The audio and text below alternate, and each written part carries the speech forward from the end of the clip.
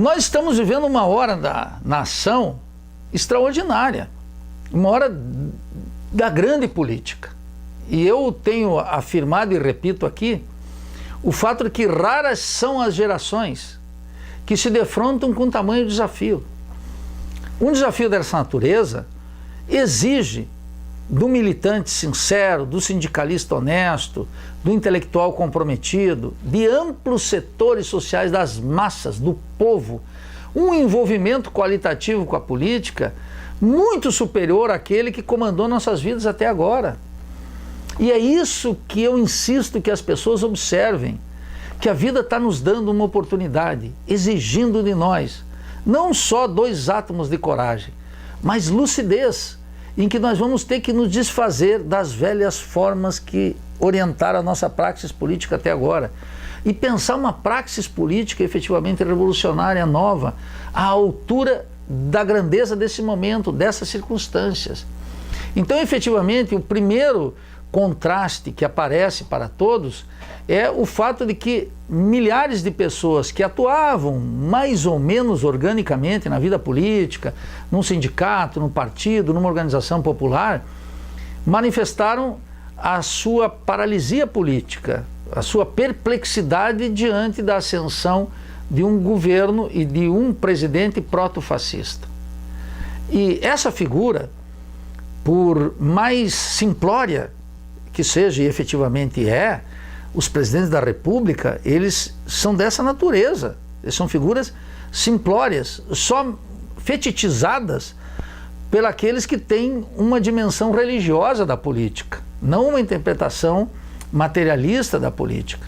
Essas figuras expressam a dramaticidade da hora brasileira, que um dia viria de chegar. Eu tenho dito durante os últimos 2 anos e insistido nessa tecla, desde que a burguesia brasileira, junto com a Embaixada de Washington, decidiram a destituição de um governo caótico, medíocre, como o da presidente Dilma, inaugurou-se uma crise política no Brasil, interrompendo o ciclo petista e naufragando o sistema petucano, cujo epílogo foram as últimas eleições presidenciais, e que exige de todos nós um novo rigor no fazer política.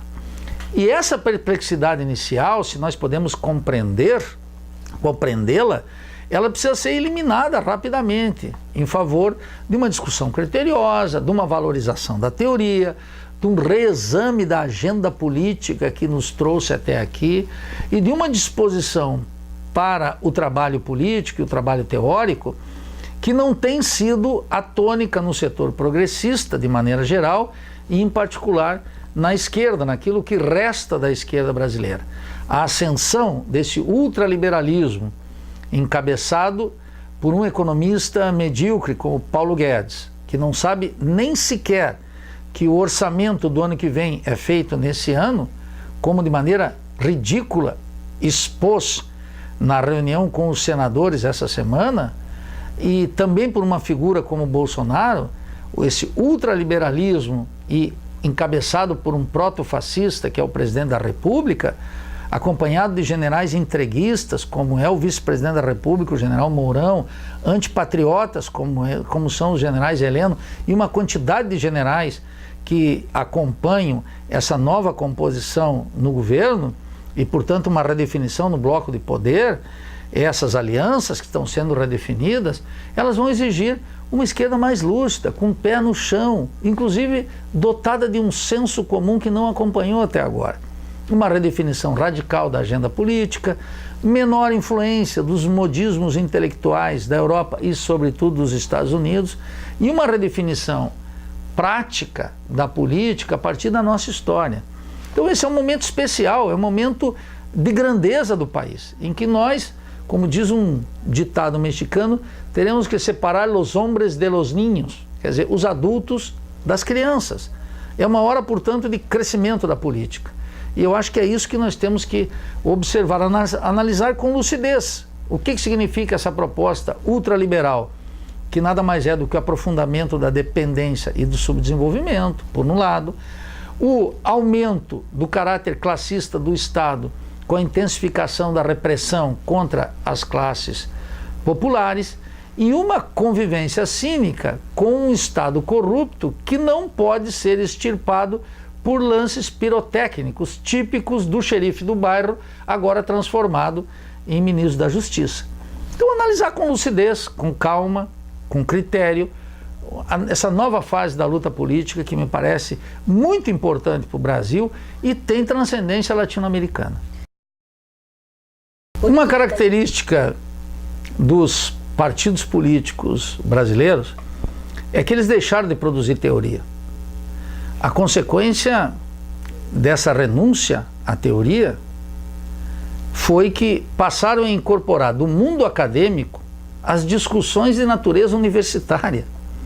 Mas aqui na universidade, a característica fundamental da universidade, do processo de democratização para cá, é uma universidade que se fecha sobre si mesma, cuja marca essencial é um academicismo orientado pela produção de pontinhos que os professores publicam em revistas e, portanto, uma renúncia à teoria.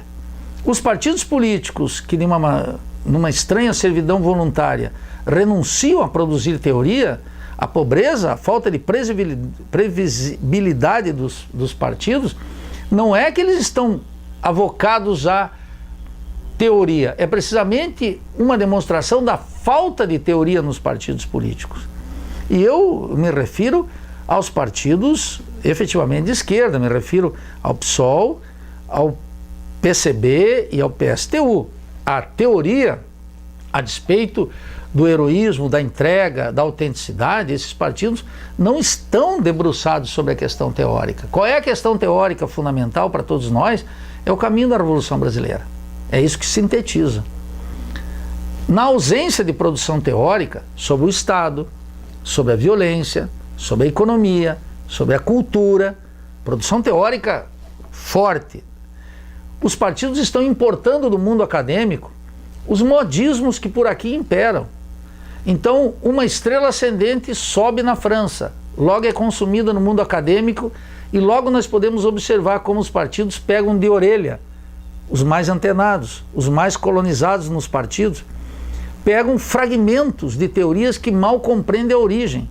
Logo, essa novidade é ofuscada por uma nova estrela ascendente que nasce nos Estados Unidos, que é igualmente consumida de maneira fragmentada, sem entender a origem, o amparo ideológico, a necessidade política que a criou nos países metropolitanos. Estranha a nossa realidade.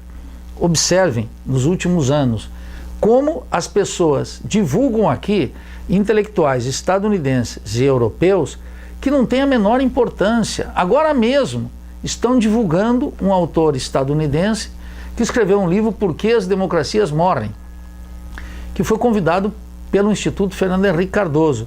É um desses acadêmicos estadunidenses que proliferam lá a cântaros e não são os melhores intelectuais estadunidenses. Eu acabei de ler um livro de Madeleine Albright, Literatura de Aeroporto. Comprei no aeroporto. Ela foi nada mais, nada menos do secretário de Estado de William Clinton, presidente dos Estados Unidos. Portanto, um presidente democrata. O livro se chama Fascismo e me chamou poderosamente a atenção. E eu fui observar, ler. Ela está numa universidade agora, que nos Estados Unidos as universidades são instrumentos do poder do Estado, do poder imperial. Não são casas do saber dedicado à causa humanitária. São universidades, instituições de Estado que buscam na ciência, nas duras e nas humanas, desenvolver teorias para a grandeza dos Estados Unidos. Madeleine Albright escreve esse livro que se chama Fascismo e me chamou a atenção e eu fiquei observando como o debate sobre o fascismo no Brasil aqui segue aquela agenda estabelecida por Madeleine Albright, desconsiderando nossos autores, nossa realidade. E quando ela trata de casos como a Turquia, a Venezuela, etc., o centro é o mau exemplo de Trump para o sistema político estadunidense. E como personagens tão nefastos como George Bush, aliado com William Clinton, fazem reuniões para entender como emergiu num sistema partidário que estava caduco há muito tempo, que é o sistema que opõe republicanos e democratas, permitiu uma figura como de Donald Trump. que é um sujeito que já esteve no Partido Democrata, já esteve no Partido Republicano, voltou, fez de tudo e chegou à presidência dos Estados Unidos. Segundo ela, atacando as instituições democráticas. Então nós estamos importando dos Estados Unidos uma quinquilharia de quinta categoria que vai montando uma agenda intelectual aqui. Precisamente isso demonstra o quê? A falta de rigor teórico dos partidos políticos. E eu quero dizer aqui de maneira muito clara e honesta, não se trata aqui de uma arrogância professoral. Pessoalmente, estou envolvido na luta partidária e na luta política há muitos anos, nunca me compreendi de outra forma. E sempre tive comigo, como milhares de militantes no Brasil, um apreço tremendo pela teoria. Mas a teoria não é modismo acadêmico, inclusive nós aqui denunciado com insistência como muito importante, nós temos denunciado a razão acadêmica, que ela é anti-intelectual. E o que falta então é teoria. Os partidos não podem depender dos professores universitários. Eles têm que efetivamente criar suas teorias. Os movimentos populares não podem buscar, para a questão racial brasileira, para dar um exemplo, o último livro da Angela Davis, por mais importante que seja, para os Estados Unidos. E o é. Percebe? E assim sucessivamente. Agora, isso não os partidos são muito teóricos. Os partidos carecem de teoria e fazem análises superficiais, orientadas em geral pelas vitórias parlamentares. A política aqui é vista quase que exclusivamente, Elaine, como vitória e movimento eleitoral. E o eleitoral é apenas uma manifestação fenomênica da política. A política é conflito de classe, as classes sociais em jogo. E nós estamos vivendo, Bolsonaro é a expressão daquilo que nós mencionamos aqui quando a presidente Dilma aplicou aquele ajuste. Aquele ajuste que ela deu, na verdade, um verdadeiro golpe nos seus eleitores, porque se elegeu com uma proposta keynesiana e aplicou uma proposta de ajuste de extração fundo monetarista, colocando no Ministério da Fazenda um burocrata de um banco como o Bradesco, ela decretou uma guerra de classes contra nós. Há exaustivos depoimentos meus e de outros economistas dizendo que aquilo era uma declaração de guerra. Essa guerra de classes agora assumiu a forma de alguém necessário para tocar até o fundo e até o fim, Bolsonaro. E a única percepção de Bolsonaro é que ele não tinha ilusão nenhuma com a democracia e com a república burguesa apodrecida. Os filhos ingênuos da democracia é que estão agora estarrecidos com as declarações estapafúrdias, com o ataque à imprensa, com as críticas que ele fará ao Supremo Tribunal Federal, com o desprezo que ele nutre pelo parlamento. O proto-fascista não se ilude com isso. Mas mesmo quem leu lá atrás, Carl Schmitt, A Crise da Democracia Parlamentar, não deveria se iludir com a pobreza da democracia. Nós deveríamos entendê-la, observá-la no terreno concreto da América Latina, como são democracias restringidas e como sempre foram democracias restringidas. E aqui a direita se antecipou a isso, mostrando as ineficiências da economia, do Estado, da cultura e da política, dando uma saída de direita. O que faltou aqui foi o protagonismo de esquerda, de dizer, diante da República apodrecida, da vergonha do sistema petucano, petistas e tucanos administrando uma ordem que era a todas vistas insuficiente, que a digestão moral da pobreza não resolvia esse abismo social que existe entre nós, e que uma república efetivamente soberana e para todos não poderia nascer desse sistema, teria que nascer contra. Como a esquerda faltou a esse encontro, a direita se antecipou. Novidade nenhuma. Agora nós vamos ter que remar contra a maré, sabendo que o programa ultraliberal não responderá a nenhuma das expectativas da população. E esse é o capítulo que a gente tem que discutir. Eu não considero que o mecanismo de um ideólogo estadunidense que veio aqui através do WhatsApp mudou os destinos da pátria, da nação, das classes subalternas. Se tudo isso funciona, é porque encontrou um terreno fértil. E o que aconteceu nos últimos anos? Aqui se extirpou um sentimento de classe, de tal forma que um sujeito que consumia um celular, ele já tomava uma distância da classe operária, dos camponeses, e já se sentia classe média. Quem mais do que Lula estimulou esse sentimento de classe média, incorporando momentaneamente milhões de pessoas ao consumo? Momentaneamente, porque necessariamente seria passageiro numa economia dependente e periférica como a nossa. Lula e o petismo, que praticaram isso que sociologicamente chamamos de uma conciliação de classes, empobreceram o universo da política para milhões de pessoas, alimentaram essa ingenuidade em relação ao Estado, à democracia, à economia e à cultura. Muito bem, foi nesse terreno fértil que grupos de WhatsApp puderam, através de megadatas, como tu diz, influenciar numa eleição. Mas esse terreno estava colocado aí, ninguém vai me colocar o fetiche do WhatsApp contra as forças populares. Porque se tivéssemos consciência no povo, uma nova organização, organismos com consciência de classe, não adormecidos pela anestesia da conciliação de classe produzida por petistas e tucanos no interior de um sistema político corrupto, a população está com nojo desse sistema. Nojo justificado, ninguém aguenta. E por isso que todo mundo está reconhecendo, mesmo timidamente, que Bolsonaro não existe 54 milhões de fascistas no Brasil. E claro que não existe. Conheço milhares de pessoas que votaram por Bolsonaro precisamente porque tem nojo do sistema político. Essas pessoas vão começar a se tocar. E no espaço de um ano, nós vamos estar discutindo aqui uma situação completamente inédita. O desencanto vai aumentar. Qual é a função da esquerda aqui? É não alimentar ilusões. A esquerda, portanto, e o pensamento crítico, tem que dizer o que está acontecendo de fato com o Brasil.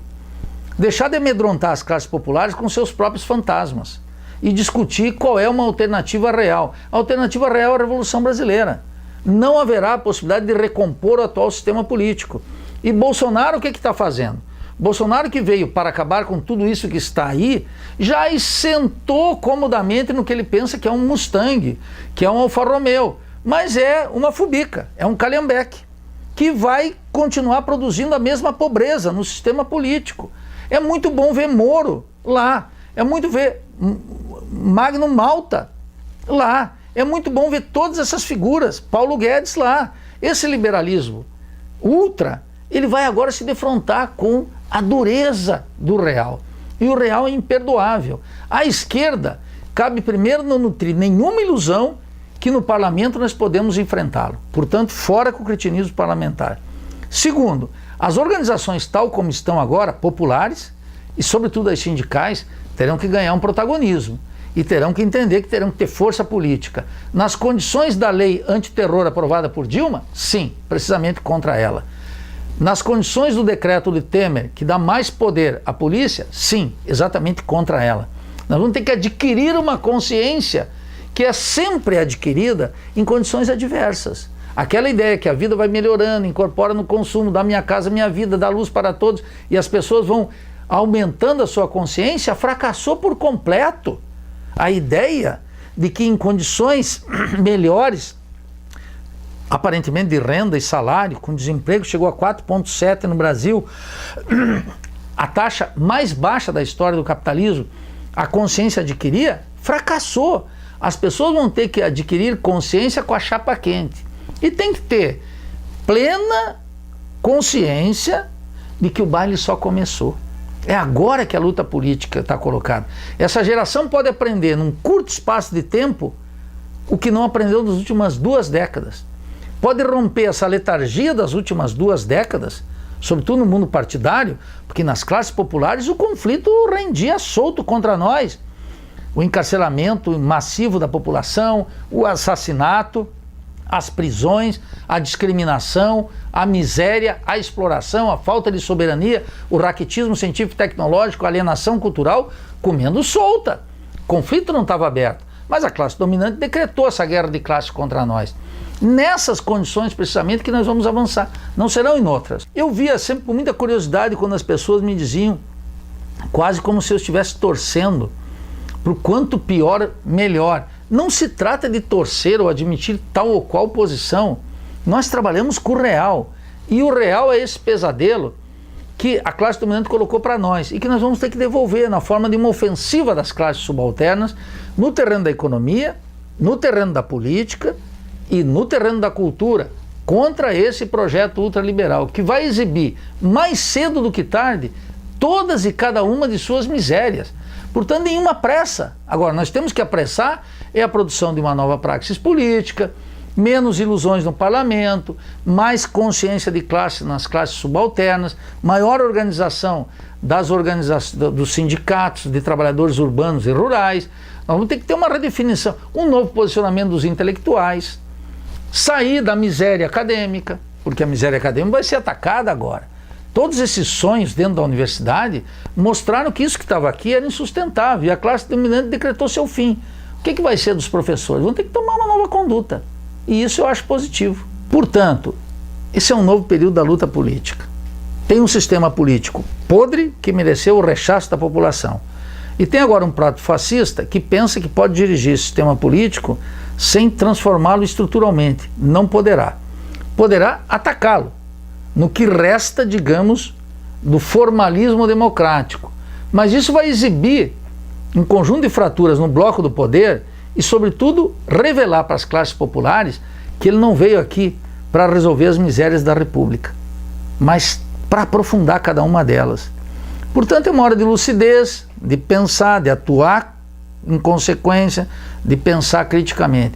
É uma hora brasileira, é uma hora da Revolução Brasileira. É isso que é o fundamental. Pensar a Revolução Brasileira e atuar em consequência é a única alternativa. Ele não pode regenerar o sistema político, senão ao contrário, e ele não pode dar uma saída direitista, proto-fascista, nessa direção de um regime policial, uma ditadura, um terrorismo de Estado, sem